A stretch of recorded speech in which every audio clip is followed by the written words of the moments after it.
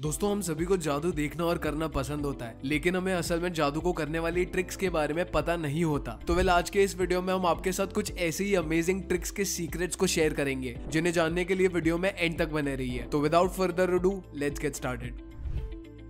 Dynamo नाम के मशहूर मैजिशियन के हवा में उड़ने वाले मैजिक को आपने जरूर सुना होगा, राइट। इस जादू को डायनामो ने ब्राजील के मशहूर जीसस के स्टैच्यू के सामने परफॉर्म किया था और इस जादू को टीवी पे भी टेलीकास्ट किया गया था। डायनामो ने इस जादू को शुरू करने से कुछ ही सेकंड्स के अंदर खुद को धीरे धीरे हवा में ऊपर उड़ाना शुरू कर दिया था। यहाँ सवाल ये आता है कि क्या आप जानते हैं डायनामो इस तरह से कैसे उड़ पा रहा था? अगर आप नहीं जानते तो आइए जानते हैं इसके पीछे की सीक्रेट ट्रिक। इस जादू को करने के लिए किसी VFX का इस्तेमाल नहीं किया गया था, बल्कि डायनामो की टीम ने इस जादू को परफॉर्म करने के लिए मैग्नेटिक ग्रेविटेशन के कॉन्सेप्ट का इस्तेमाल किया था। जादू वाली जगह पर डायनामो की टीम ने पहले से ही मैग्नेटिक फील्ड्स को जनरेट कर दिया था और डायनामो ने भी मैग्नेट्स वाले शूज ही पहने थे, जिस वजह से डायनामो हवा की तरफ मूव करने लगे थे। ये बिल्कुल वैसे ही होता है जैसे मैग्नेट से सेम पोल्स को एक साथ जोड़ने पर वो एक दूसरे को दूर भगाते हैं, जिसे रिपल्सिव मैग्नेटिक फोर्स भी कहा जाता है।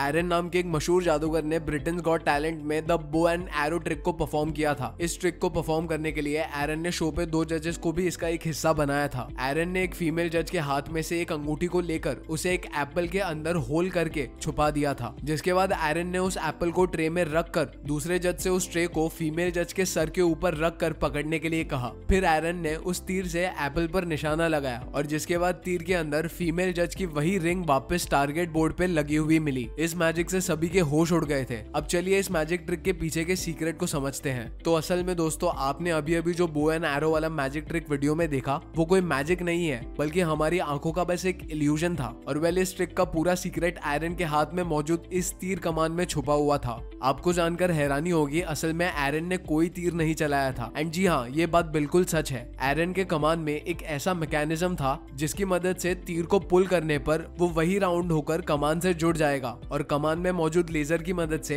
एरन ने लोगों को ये यकीन दिला दिया कि तीर असल में चला था। इसके अलावा दोस्तों, मैजिक में यूज किए गए टारगेट बोर्ड के अंदर पहले से ही एक स्प्रिंग मैकेनिज्म वाला तीर लगा हुआ था, जो रिमोट की मदद से ऊपर आ जाता है और जिसके बाद वाकई में ऐसा लगता है कि तीर कमान से निकल कर सीधा बोर्ड पे आगे लगा। अब आप लोगों को लग रहा होगा कि जब तीर चला ही नहीं तो तीर में रिंग कहां से आई? तो दोस्तों, असल में एरन ने रिंग को एक होल से एप्पल में डाला और बड़ी ही चालाकी से दूसरी तरफ के होल से उसे बाहर निकालकर टारगेट बोर्ड वाले तीर पर लगा दिया। इसके अलावा जिस ट्रे पर एप्पल रखा गया था, उसके अंदर भी एक स्प्रिंग मैकेनिज्म की मदद से एक चाकू को रख दिया गया था, जिससे एप्पल सही टाइम पर कट गया और लोगों को लगा कि तीर से ही एप्पल कटा था।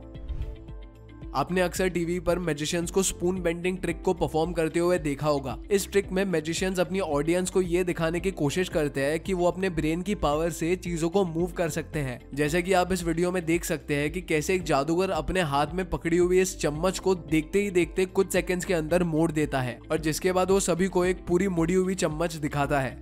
तो आप जब इस वीडियो में जादूगर के हाथों की पोजीशन को देखोगे तो आपको पता चलेगा कि इस जादू का सारा राज उसकी हाथों की पोजीशन में छुपा हुआ है। जी हाँ, दरअसल दोस्तों, जादूगर इस जादू को करने के लिए पहले से एक मुड़ी हुई चम्मच को लेता है और एक जैसी दिखने वाली दूसरी चम्मच का टूटा हुआ टुकड़ा लेता है, जिसके बाद वो अपने हाथों में चम्मच को ऐसी पोजीशन में पकड़ता है जिससे मुड़ी हुई चम्मच का हिस्सा मिडल फिंगर के पीछे छुप जाता है और फिर मैजिशियन धीरे धीरे दूसरे चम्मच के टूटे हुए हिस्से को नीचे की तरफ से मूव करता रहता है, मानो जैसे चम्मच खुद ब खुद मुड़ रही हो। जिसके बाद मैजिशियन टूटे हुए हिस्से को वापस मिडल फिंगर के बीच छुपाकर लोगों को पहले से ही मुड़ी हुई चम्मच दिखाता है, जिसे देखकर लोगों को लगता है कि वाकई में मैजिशियन अपने ब्रेन पावर से स्पून को बेंड कर पा रहा है।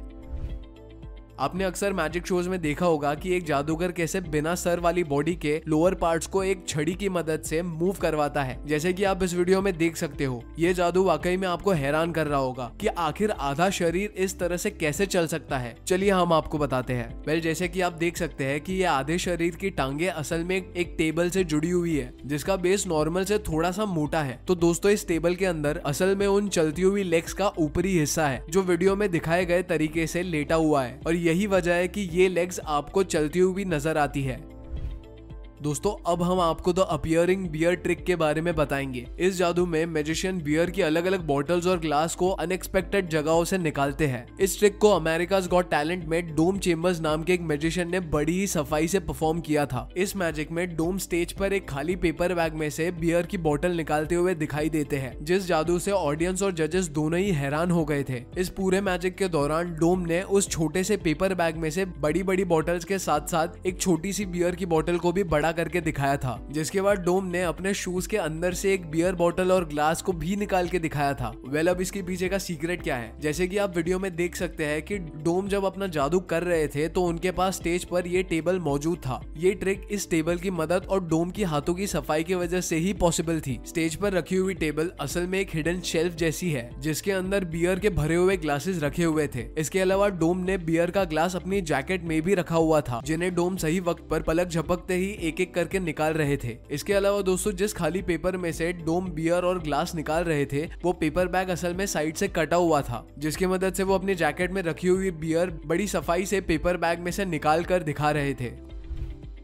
आपने फ्लोटिंग रूपी ट्रिक के बारे में बहुत बार सुना होगा। इस ट्रिक में जादूगर एक करेंसी के नोट को क्रश करके हवा में लटका देता है, मानो जैसे उस ट्रिक के दौरान ग्रेविटी एग्जिस्ट ही नहीं करती। इस ट्रिक को मैजिशियन अक्सर हल्के वेट वाली चीज जैसे कि पेपर, पेन वगैरह की मदद से करके दिखाते हैं। चलिए अब इस ट्रिक के पीछे के राज को जानते हैं। तो दोस्तों, इस ट्रिक के पीछे ग्रेविटी की नॉन एग्जिस्टेंस बिल्कुल भी नहीं है, बल्कि इस मैजिक को असल में मैजिशियन थ्रेड की मदद से किया जाता है। जी, मैजिशियन थ्रेड एक अलग और स्पेशल तरह का धागा होता है जो बहुत ही ज्यादा बारीक होता है और नॉर्मल आंखों से दिखाई नहीं देता। मैजिशियन इस फ्लोटिंग ट्रिक को करने के लिए मैजिशियन थ्रेड को नोट पर स्पेशल टेप से चिपका देते हैं और मैजिक को परफॉर्म करते हैं।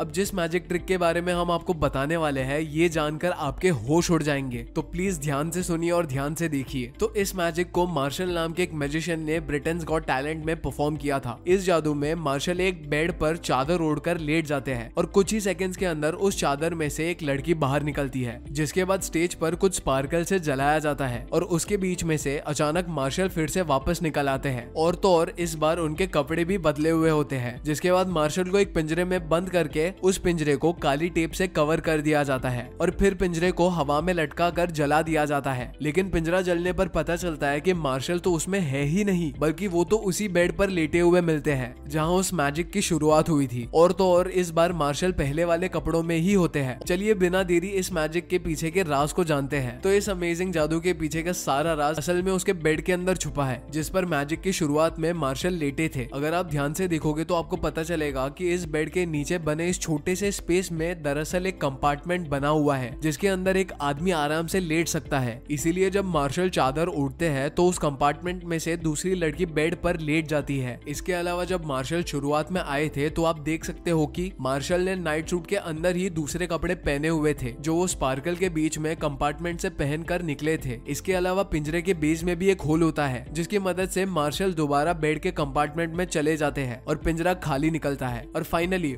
मार्शल वापस उसी बेड के अंदर से निकलते हैं जहां वो सबसे पहले सोए हुए थे। सो हाँ जी guys, that was it for today's video. अगर ये वीडियो आपको पसंद आया हो तो चैनल को सब्सक्राइब करके वीडियो को लाइक जरूर करना एंड अभी आपके स्क्रीन पे जो वीडियो पॉप कर रहा है प्लीज उस पर क्लिक करो। मैं मिलता हूँ आपसे अगले वीडियो में। Until next time, peace out.